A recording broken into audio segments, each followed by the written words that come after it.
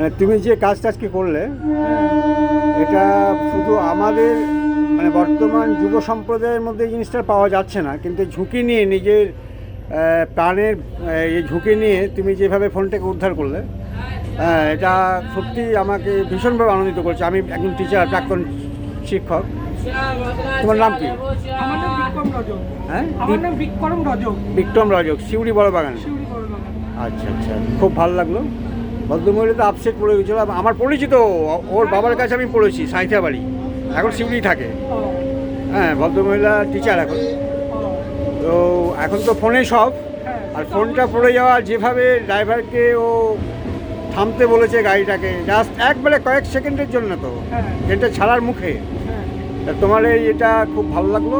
এবং তোমার মতো মানুষ এভাবে প্রাণের ঝুঁকি নিয়েও মানুষের উপকারে আসুক, এটাই আমরা চাইবো, যেটা আজকের দিনে পাওয়া যায় না, হয় না।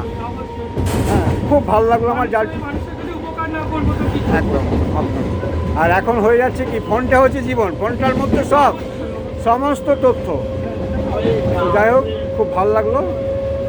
তোর কি মনে হয়, এটা বিশাল বড় কাজ?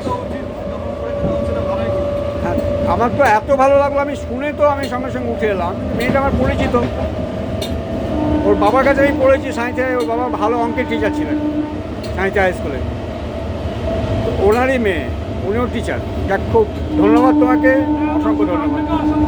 ঠিক আছে।